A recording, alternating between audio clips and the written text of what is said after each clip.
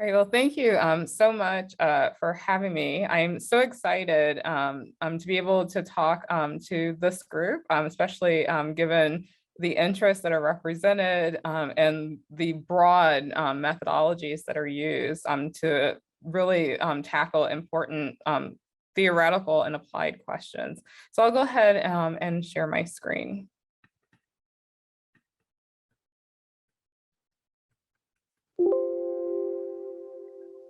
So I'm going to talk about a framework that research in my lab we've been using to look at how might we better use insights from social psychology and cultural psychology to really advance not only science but society, and how might we think about complexities tied to the self and leverage that for those goals.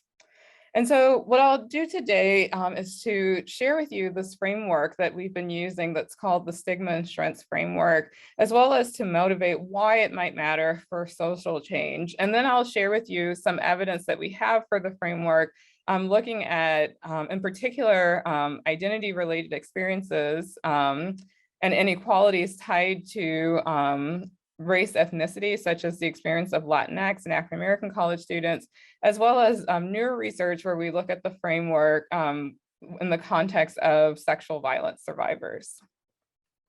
And so the Stigma and Strengths framework really looks at the power of psychological selves to be solutions to social inequalities, right? And so this is derived from the idea that social inequalities are complex, that they're often persistent, and we need solutions that have the potential to offer immediate consequences, but that also will last, right? That it's not just going to be a one-time shift or change in an outcome. And so selves, because they motivate behavior, they really are an ideal way to target interventions that are really geared towards mitigating social inequality. But this research really thinks about, well, how do we think about the selves, right? Especially the selves that are tied to marginalized social groups. And is there a way to expand our thinking about those selves such that we know that a lot of important research as well as social analysis that has sought to think about how might we leverage selves tied to marginalization to reduce social inequality has thought a lot about how marginalized selves are shaped by stigma and stigma-related experiences. But this research looks at the importance of not just doing that, because that is very important, but of also thinking about how marginalized selves can be associated with strengths, and how thinking about both stigma and strengths can be really helpful for thinking about leveraging selves to address social inequalities. And so just to make what I'm talking about a little bit more concrete, I'll go through some examples of what do I mean when I say stigma and what am I talking about when I say stress, right? So when we think about stigma, especially in the context of marginalization, it's common to think about prejudice, stereotypes, oppression, and discrimination. And if we think about this historically, and we take, for example, the experiences of African Americans in the United States, we might think about slavery, right? And in fact, we know from, I think, really important research that even this historical example of explicit oppression and discrimination, it has consequences for social inequality today. But if we only focus on what was the lived experience of that stigma, we're missing or only taking into account part of that lived experience, right? In the sense that we know even historically that it's not just that African Americans endured prejudice, stereotyping, and discrimination, but even in the context of an institution like slavery, African Americans responded, they adapted, they developed strategies to resist, right? And so we can think about group-based practices that involve both intragroup interactions, so other African Americans, but also allyships, right? So we can think about the Underground Railroad, which was a really elaborative and creative and interdependent way of escaping slavery. We can think about other customs that were tied to resilience and keeping up one's morale in the face of such explicit oppression.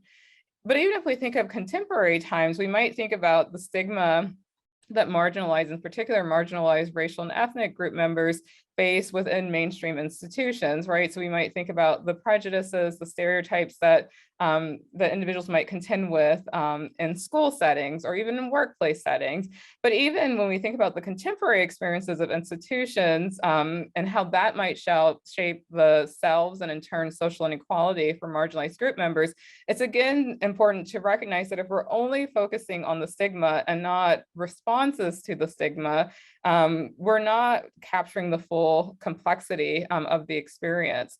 So for instance, again, if we think about more contemporary experiences, mainstream institutions, we might also think about the role of institutions, in particular institutions tied to marginalized group members that have historically and even today play a really important role in responding to prejudice, stereotypes, and oppression, right? And so we might think about cultural institutions, such as if we stick with the example of African Americans in the United States, we might think about Black church practices. And so often, I find it helpful before I get into the data to really highlight kind of the multiple levels in which institutions that are tied to marginalized groups can respond to stigma as well, both over time, but also in just really practical and important ways. And so I think one of the best examples of this that I like to share that really I think highlights this, especially if individuals have had less interaction, for instance, with Black church practices, as one example of an institution that's tied to a marginalized group that has a long and contemporary ties to responding to stigma. I'd like to share this example that comes from Barack Obama, in which in the context of the Charleston church massacres that happened in the United States, one of the things that Barack Obama did in 2015 is he tried to explain to the nation, as well as to international audiences, what was the significance of this church shooting happening, not just in a church, but in particular in an African-American church. And you'll hear as I share this excerpt, Obama really talk about what is the function of the African-American church to African-Americans who've had a very long experience of oppression and discrimination in the United States. And Obama begins, the church is and always has been the center of African-American life, a place to call our own in a too often hostile world, a sanctuary from so many hardships. Over the course of centuries, Black churches served as hush harbors where slaves could worship in safety, praise houses where their free descendants could gather and shout, hallelujah, rest stops for the weary along the Underground Railroad, bunkers for the foot soldiers of the civil rights movement. They have been and continue to be community centers where we organize for jobs and justice, places of scholarship and network, places where children are loved and fed and kept out of harm's way and told that they are beautiful and smart and taught that they matter. That's what happens in church. That's what the Black church is, our beating heart, the place where our dignity as a people is inviolate. And one of the things that I want to point out, and again, motivating the stigma and strengths framework, is that the African-American church is a really important example of strengths in the context of African-Americans, but I want to highlight very explicitly how it's connected to stigma, right? So it's not fully shaped by stigma, right? There are other roots and connections that exist outside of stigma, but it's hard to imagine the function of the Black church evolving in the ways that Obama describes, such as being a place where children are told they're beautiful and smart and taught that they matter without the explicit stereotypes, right? Or the explicit ideas that we know that children might encounter outside of these spaces where they're not exposed to these counter narratives. So it's a counter narrative that literally is a response to a mainstream institution. Another example that I'll quickly share, just to make sure that people are fully understanding this distinction between stigma and strengths. And this is such a vivid example. And it comes from a New York Times bestselling book. And this book has been on the New York Times bestselling list multiple times. So both when it originally came out, so you want to talk about race, but importantly, during the summer of 2020, where there was an increase in support for the Black Lives Matter movement, but also an increase in sales in anti-racism books. And so what I'm going to do very briefly is I'm going to play a short excerpt of the author of this book talking about her own experiences with race. And what I will invite after I share this excerpt is a little bit of participation in which I'll ask for individuals on the call to share some of the aspects of race that stand out to them, right? So what are some of your own reactions of hearing the piece? And then I'll unpack it as well as its relevance to the framework.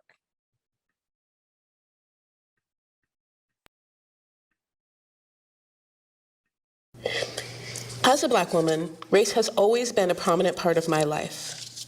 I have never been able to escape the fact that I am a Black woman in a white supremacist country. My Blackness is woven into how I dress each morning, what bars I feel comfortable going to, what music I enjoy, what neighborhoods I hang out in. The realities of race have not always been welcome in my life, but they have always been there. When I was a young child, it was the constant questions of why I was so dark when my mom was so white. Was I adopted? Where did I come from? When I became older, it was the clothes not cut for my shape, and the snide comments about my hair and lips, and the teen idols that would never, ever find a girl like me beautiful. Then it was the clerks who would follow me around stores, and the jobs that were hiring until I walked in the door and then they were not.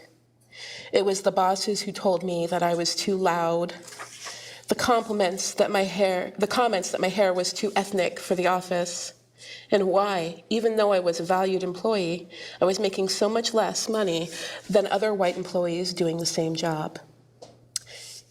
It is the cops I can't make eye contact with, the Ubers that abandon their pickup, driving on instead of stopping when they see me. When I had my sons, it was the assumptions that they were older than they were, and that their roughhousing was too violent.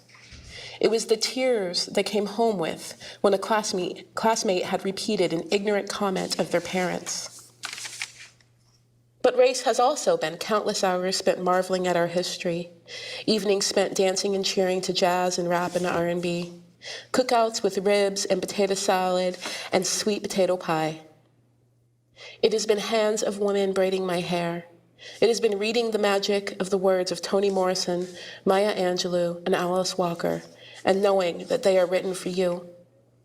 It has been parties filled with jollof rice and fufu and Nigerian women wearing sequin-covered gowns and giant geles on their heads. It has been the nod to the Black stranger walking by that says, "I see you, fam."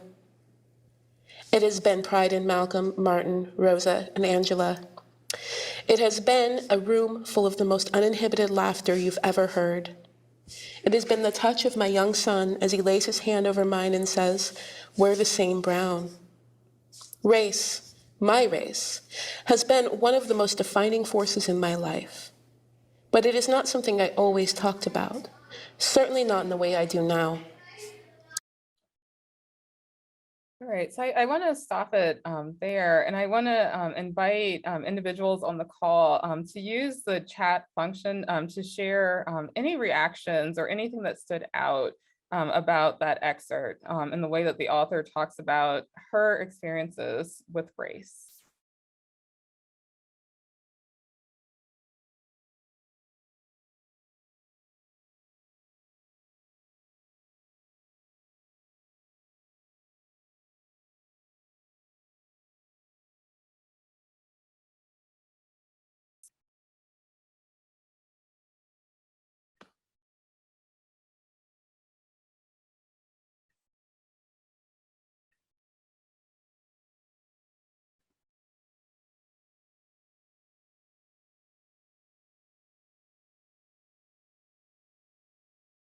Yeah, so I thank you all for the comments in the chat. And so just to share out some of the comments. So I see comments that are talking about the experience of joy and this idea of being a whole self that's especially present in the latter half of that excerpt that we heard. There's also comments that highlight complexity and that it's complicated.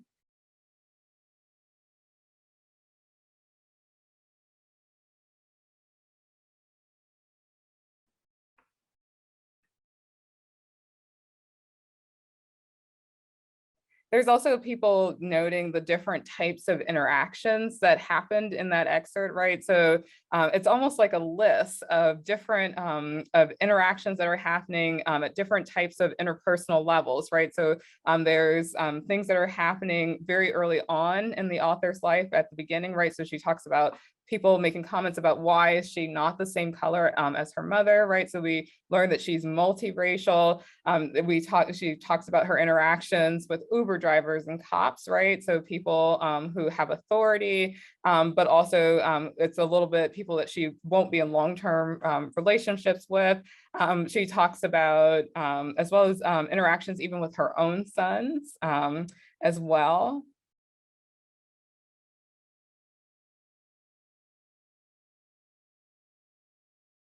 Yeah, people are noticing multiple identities, right? So the book is So You Want to Talk About Race, but even in that early excerpt where the author's talking about her own experience with race, right? We're not just hearing about race, right? We're hearing about so many social identities. And again, people are talking about both trauma, but also importantly, joy as well. So these are great. Thank you all for sharing. And so let me just share with you some things that I want to highlight about that excerpt, because I think it just really makes this idea of stigma and strengths come to life. And so if you look at the text of what we listen to, so what I have on my screen is the actual written out text of the audio that we heard.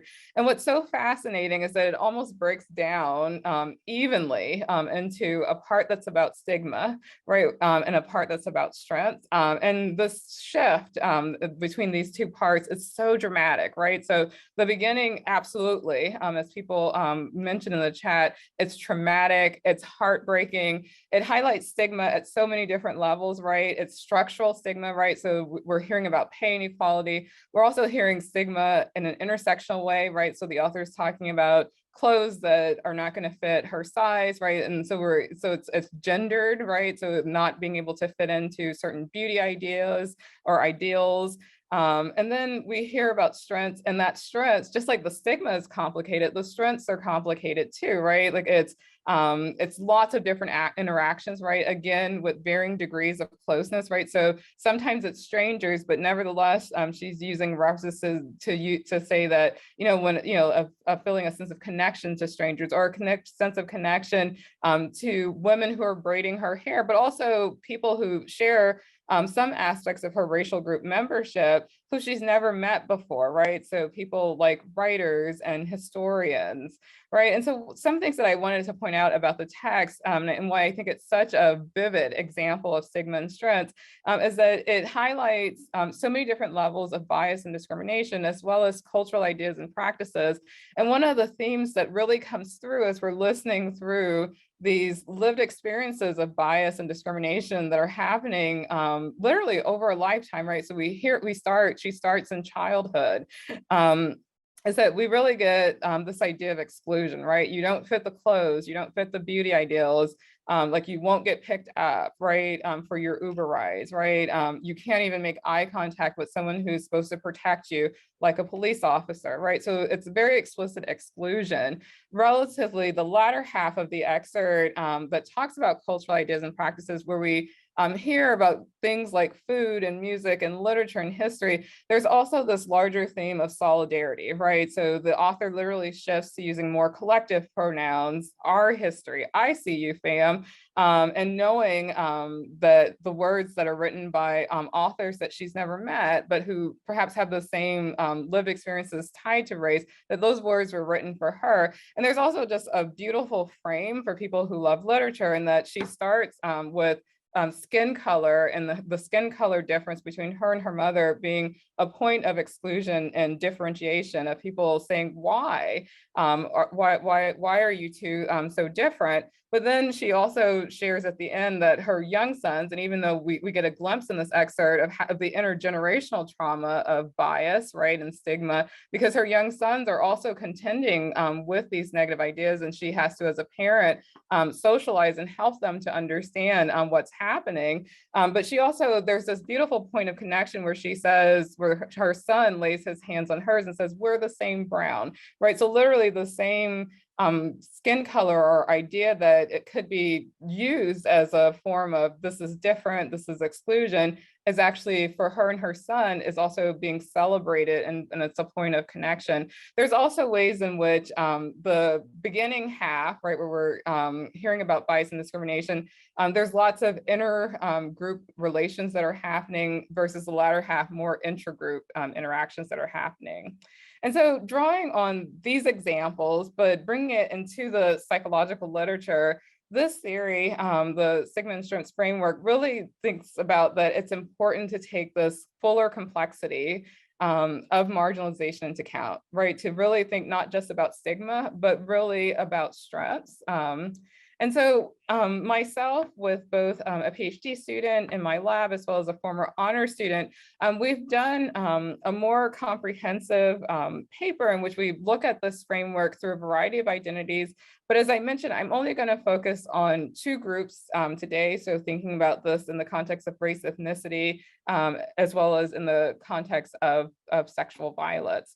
But just to quickly review the theory, the idea is that if we're thinking about how do we create mainstream institutions to be spaces that allow, in particular, individuals from marginalized backgrounds to thrive, the theory is that we might think about instituting policies and practices that remove or eliminate stigma. And in fact, there's a wide range of really important psychological research that highlights the importance of doing just that, right? Of making the mainstream settings such as schools and workplace relatively free as from stigma as possible. And in fact, when we look at some examples of research that has used and that has implications for intervention research, like one of the things that a lot of these studies have in common, as well as the implications of what should we do given the harm that's caused when these forms of stigma or prejudice are made salient, that often they involve policy implications that ultimately help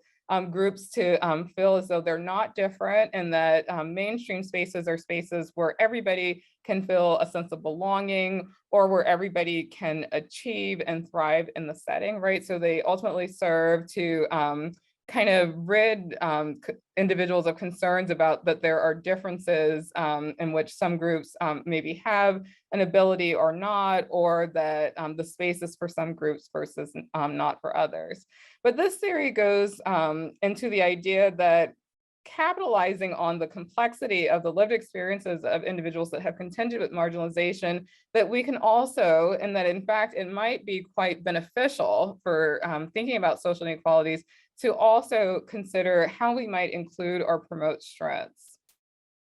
And again, that this would be really helpful for targets of discrimination. And so just one final anecdote before I get to data. The idea that both stigma and strengths would matter for belonging it's also, in addition to the examples that I've already shared, it's also, there's some evidence of it when we look at how individuals who are from racial and ethnic minority backgrounds, when they speak about their own experiences of finding a pathway to belonging. And so I'm going to share with you some data that looks at the experiences of African American and Latinx American college students.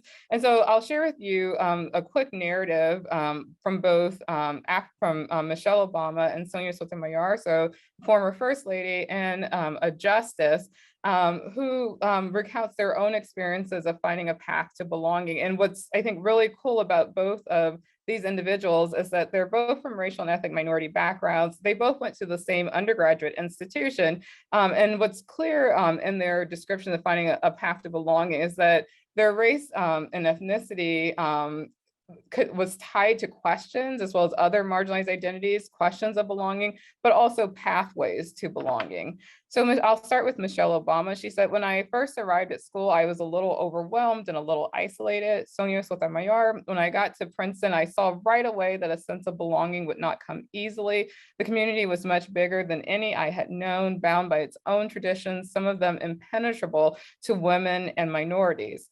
But then I had an opportunity to participate in a 3-week on-campus orientation program that helped me to get a feel for the rhythm of college life. And once school started, I discovered the campus cultural center, the third role center, where I found students and staff who came from families and communities that were similar to my own. And so I found my place where I could, working with Action Puertorriqueño and the Third World Center. And so just for some historical context, at the time that Michelle Obama and Sonia Sotomayor were undergraduates at Princeton, the campus cultural center at that time was called the Third World Center. It is no longer called that. And if it weren't for those resources and the friends and the mentors, I honestly don't know how I would have made it through college. But instead, I graduated at the top of my class. I went to law school, and you know the rest. The dynamism of any diverse community depends not only on the diversity itself, but on promoting a sense of belonging among those who formerly would have been considered and felt themselves outsiders.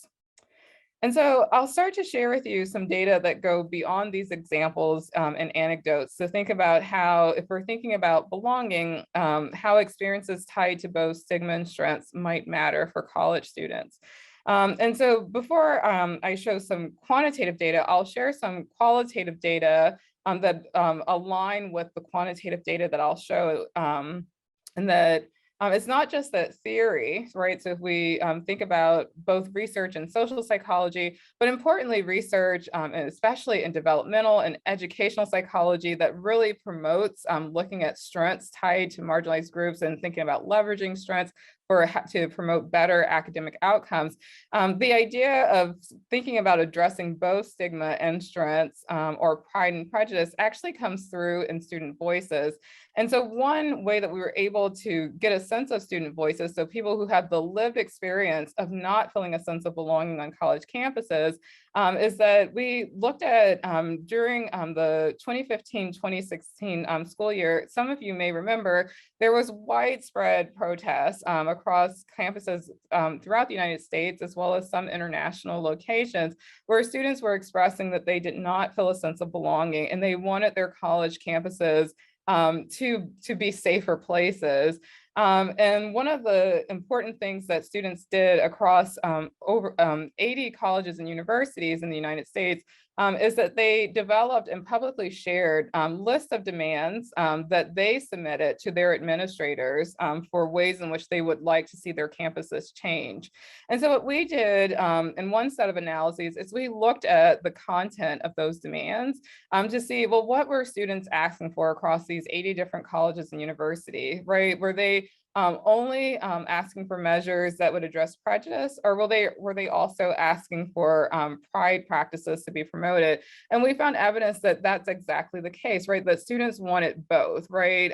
They wanted their institutions to welcome in and incorporate more opportunities for pride-related experiences. So thinking about classes that are tied to ethnic studies, or having more spaces for cultural groups on campus. And so this table shows some of the actual excerpts from demands from students.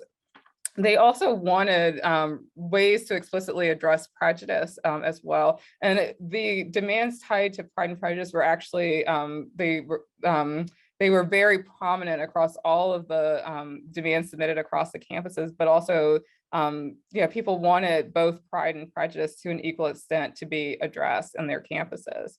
And so we looked at, with a sample of African-American and Latinx college students, how actual experiences of pride and prejudice impact a broad multi-aspect measure of institutional belonging. We were also curious not just about pride and prejudice experiences, and here we define pride experiences. We were able to see in the sample whether students took classes in African American studies or Latinx studies, whether they were part of cultural groups on campuses, whether they lived in cultural themed dorms, right? So whether they were having experiences where their race ethnicity was salient, but it was salient in ways that they could celebrate the culture and history and contemporary lived experience of their group, but learn about ideas tied to their groups in ways that are claimed and that they're seeking out, versus experiences of prejudice, right? So these were experiences of hearing a derogatory remark about your group on campus, or having an interaction with a police officer on campus in which you felt that race was a component of that interaction, right? So we looked at how these two types of experiences tied to the same identity impacted the outcomes on the screen.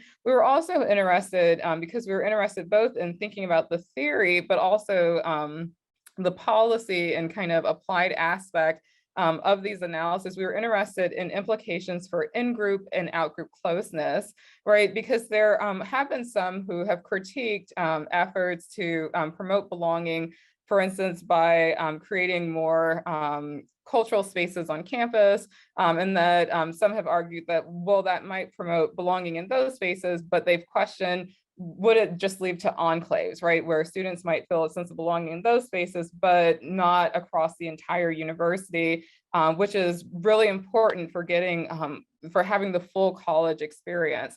And so we decided to directly test that, even though that critique actually is not consistent with, for instance, research in developmental or other literatures that have centered pride experiences. And here's what we found. We found that pride experiences were tied to a greater sense of in-group closeness, whereas prejudice experiences were related to a decreased sense of out-group closeness. We found that both in-group closeness, so feeling close to other African Americans and Latinx Americans on campus, for our sample, that this mattered for institutional belonging. So it's a pathway to institutional belonging. And that, of course, out-group closeness matters for institutional belonging. And then in turn, institutional belonging matters for a variety of outcomes, right, that we know are tied to belonging. So if we think about self-reported GPA, if we look at registrar's data for who graduates within 4 years, if we look at well-being outcomes such as depression or missed school days due to health or self-rated health. And one of the ways that we think about these findings is that it suggests from an intervention perspective, but I think also from a policy perspective, that it's important to address experiences of prejudice, right? Because those experiences harm out-group closeness and institutional belonging, and then in turn, a variety of important outcomes. But it also suggests the efficacy of also thinking about how in mainstream environments can be places that can promote opportunities for individuals from marginalized backgrounds to interact with spaces and with ideas and practices that celebrate and that incorporate the strengths that are tied to their group, and that can also be a pathway to belonging. And just for a little bit of additional context on this idea of thinking about both stigma and strengths, and more in past research, so older research that we've done, this idea, these findings are consistent with this idea and with the larger framework. So for instance, in a past older paper, we looked at what happens for African American students when it comes to academic performance if you basically use methods that are tied to mitigating threat, and you give African American students a problem-solving task. If you also incorporate opportunities to engage with one's cultural background.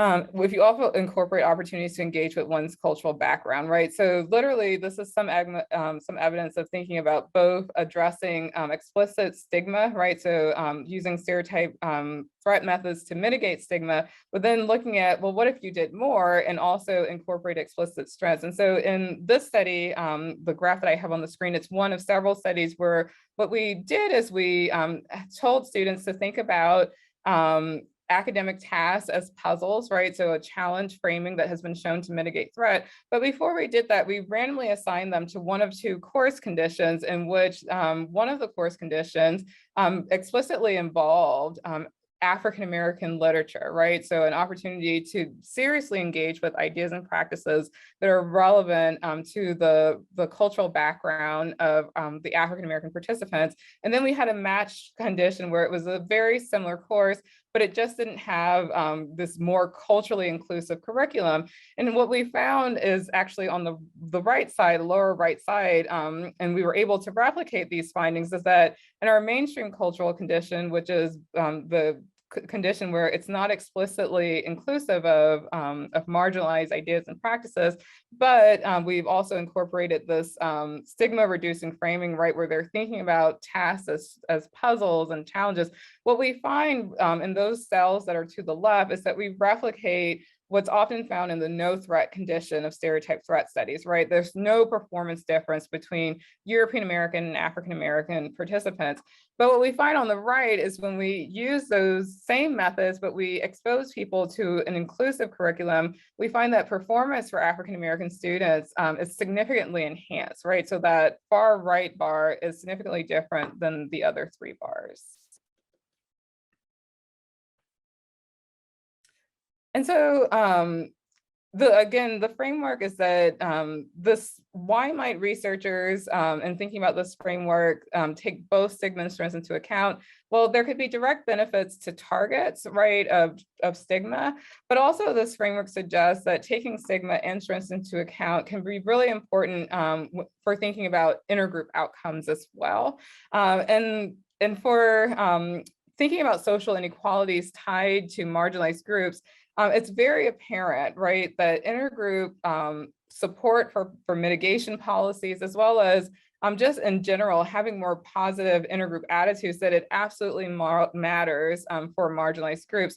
And so I have as one just really explicit example of this, this is a historic image that's tied to school integration in the United States. And so on the one hand, when we think about policies like Brown v. Board of Education, where importantly, research in psychology was critical to that ruling, and it provided explicit access for especially students from marginalized backgrounds to be able to enter mainstream educational spaces. But you can see right away that that the policy in of itself is not enough, right? The intergroup attitudes matter, right? That if you think about how welcomed, how much of a sense of belonging the student who's at the center of this photograph is going to feel, the intergroup attitudes are sending a very different message than the policy.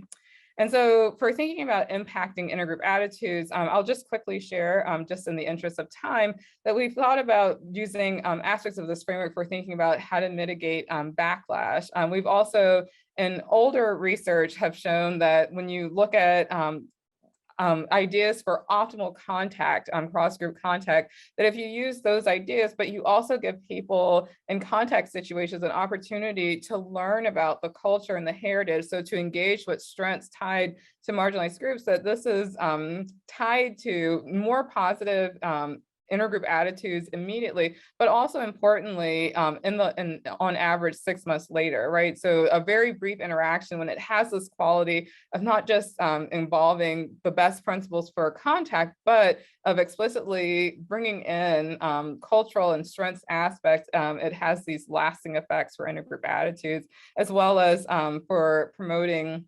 interest and support for systemic inequality, for addressing systemic inequality above and beyond just having contact or having close friendships with out-group members. These opportunities to learn about and engage with ideas and practices tied to strengths of marginalized groups.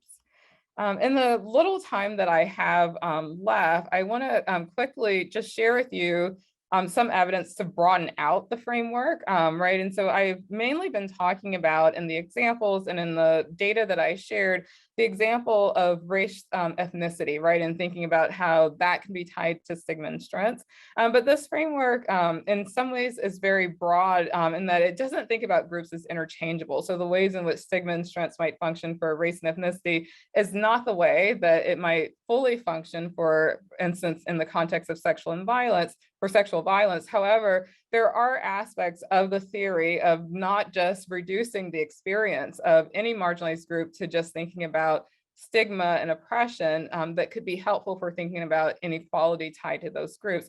And so this work literally came through a wonderful collaboration from a former PhD student at UCLA, as well as a former honors student who really motivated the importance of looking at sexual violence survivors.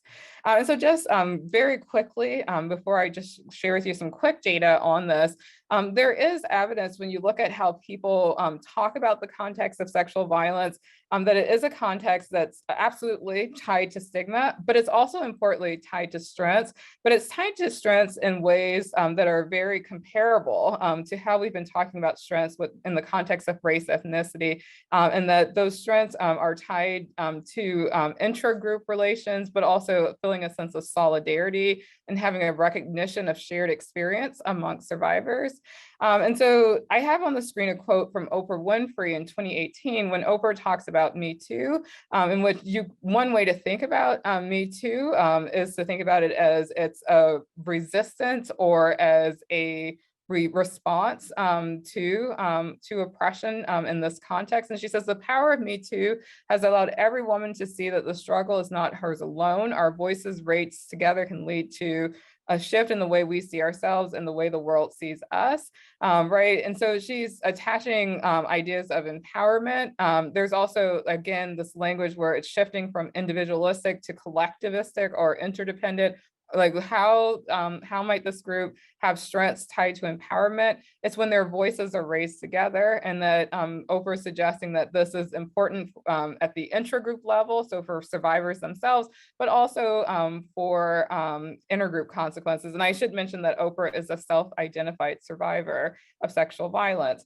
Another self-identified survivor of sexual violence, Chanel Miller, in her best-selling memoir, has also shared ideas that conjure up not just these ideas of the recognition of stigma, but also strengths tied to solidarity among survivors. And she said, I was surrounded by survivors. I was part of a we. They had never been tricked into seeing me as a minor character, a mute body. I was the leader on the front line, fighting with an entire infantry behind me, right? So again, these very collectivistic ideas, right? Surrounded by survivors, I was part of a we, right? So very interdependent. There's also references to stigma, right? So, and the recognition that in this context of having these shared experiences with other survivors, it's the opposite of that, right? It's counter to that experience, right? So she says, of not being a minor character or a mute body, that often survivors are portrayed that way in the mainstream or in the context of stigma. But she's saying, no, in this context, that's not me. In fact, she's empowered. She describes herself as being a leader and someone who has the support of an entire infantry. And so just to get some initial evidence of whether there were positive identity benefits tied to interdependence or a sense of solidarity among survivors, we ran some analysis with a group of survivors where we looked at a common association where we know that survivors of sexual violence tend to have a greater incidences of negative mental health indicators, so depression and anxiety. But we were curious of whether interdependence amongst survivors, so having the sense of interdependence amongst survivors, whether this might buffer that association between negative mental health indicators and college belonging. And what we found is that for individuals that were relatively high on this measure relative to those who were average or lower, that this effect was buffered between negative mental health indicators and college belonging. We've also done experimental work where we have exposed both self-identified survivors as well as non-survivors to a training module in which they learn about sexual assault violence prevention, but we expose them to one of two very brief videos where they get to hear a narrative by a self-identified survivor. And in the control condition, the survivor talks about the experience of stigma tied to sexual violence. In the intervention condition, the target also talks about stigma, but also talks about some of the experiences of group-based experiences with other survivors as well. Both videos are matched along a number of dimensions, including that at the time that both survivors are getting their narratives, they are at a place of recovery, and so with their experience. And we were interested in how just being exposed kind of to these more fuller narratives of thinking about not just the stigma, but also maybe some of the group-based solidarity tied to survivors, how that might impact both survivors and non-survivors who go through a training module. We also did a replication study that was more tightly controlled, where we essentially use the exact same videos for our control condition and our intervention conditions, and people watch multiple videos across the conditions. But the only thing that differed is that in our intervention condition, it was edited so that participants got to hear the survivors make explicit references to group-based experiences. But in all conditions, they're seeing the exact same actors and almost the exact same information. The only thing that's varying is just these explicit references to not just stigma, but to stress.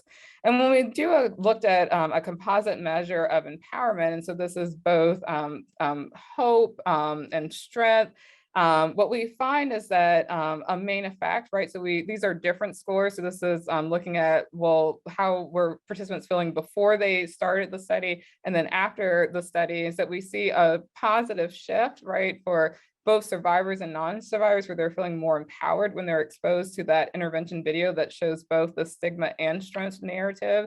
And we replicate that effect in the more tightly controlled study where they're seeing multiple videos. And again, the effect is such that in the intervention condition, they're feeling more empowered relative to the control condition. We've also very briefly looked at for Chanel Miller, for her memoir, Know My Name. There are several references of both stigma and strengths in that memoir, one of which I shared in introducing this section, but there's several references in the book. We were curious and just looking at reviews for this best-selling book on Amazon, whether spontaneously people who are talking about the book also mention themes that are tied to empowerment, and whether that varies, whether people are identified in their reviews as survivors or non-survivors. And we found evidence that across groups, both survivors and non-survivors are mentioning themes tied to empowerment in reviews of that book. We also did a comparison analysis where we looked at another memoir in which it's similarly matched in that it's a best-selling memoir, also by a female author, also a memoir that's tied to trauma and violence, but it doesn't have these aspects of group-based strengths. And what we found when we did these comparison analysis of reviews across these two books, that the two books were matched in violence and trauma, but the Michelle Miller book had the stronger references, had more references to empowerment. And so I'll just conclude by hoping to promote the importance of thinking about both stigma and strengths when we think about social inequality. In my lab, we have some exciting current work that we're doing where we're looking at BLM support through the lens of stigma and strengths, and looking at consequences, not just for vaccine hesitancy, but also importantly for people's intergroup attitudes and intergroup allyship, and thinking about vaccines and vaccinations as a way to not just help their intragroup, but also across intergroup lines, as we know that marginalized communities have been disproportionately affected by COVID. We also have work where, again, with BLM and using our stigma and strengths framework to look at anti-racism book engagement and intergroup attitudes. And so I'll want to thank my lab, and I thank all of you for listening.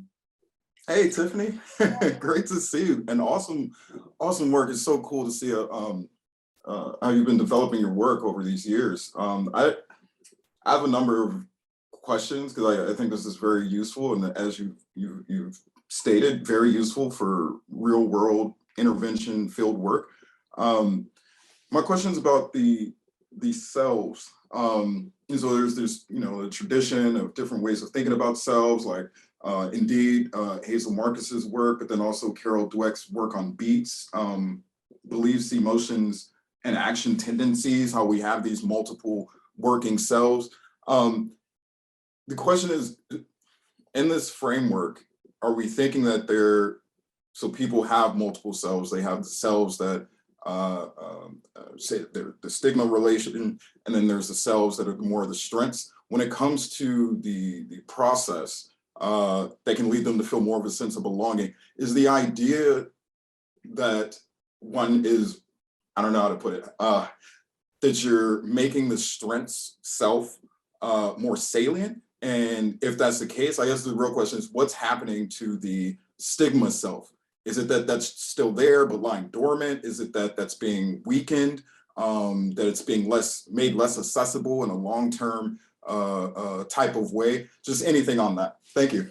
Yeah, thank you so much. It's so nice to see, yeah, Stanford people from way back. We were in grad school together many years.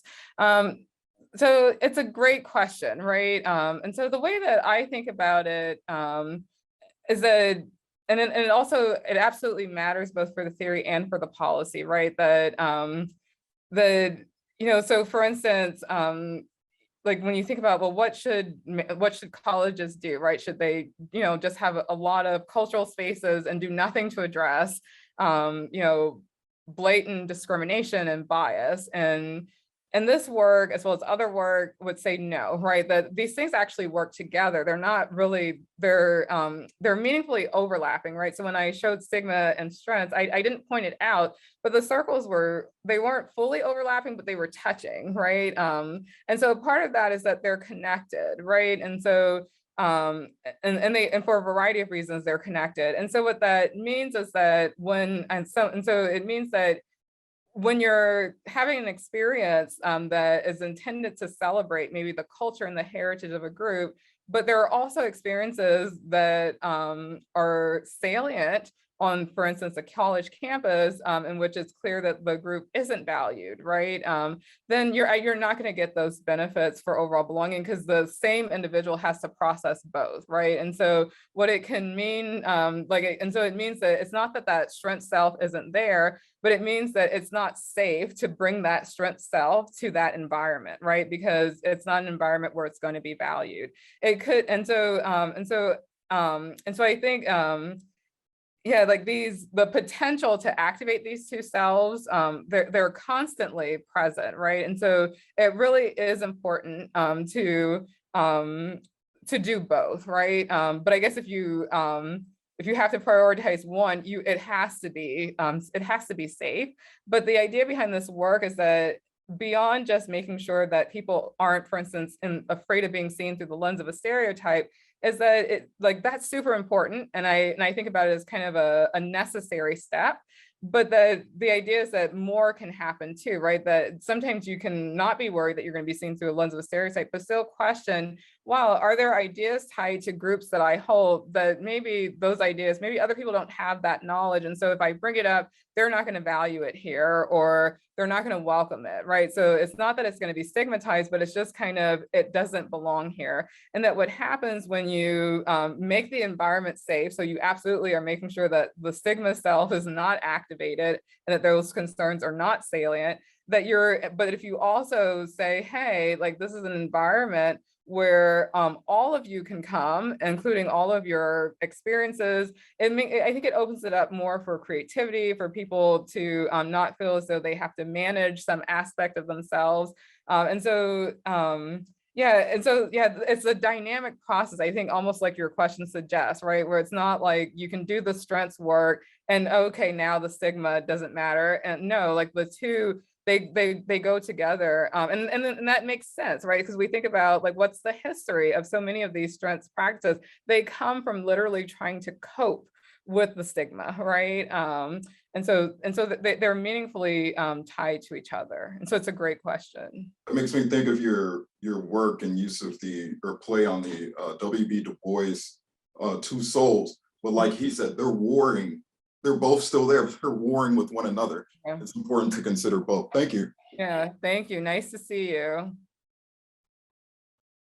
It looks like there was so much stimulation that people had all of these associations with all of these, historical figures, books, life experiences. And so you got people thinking about their own science and their own life experiences and their own exposures to literature. So a lot of the chat was about stimulation and less about questions. So that's the best kind of research, the kind that generates other people to think about their own lives and their own science. So for that, we thank you so much for coming today.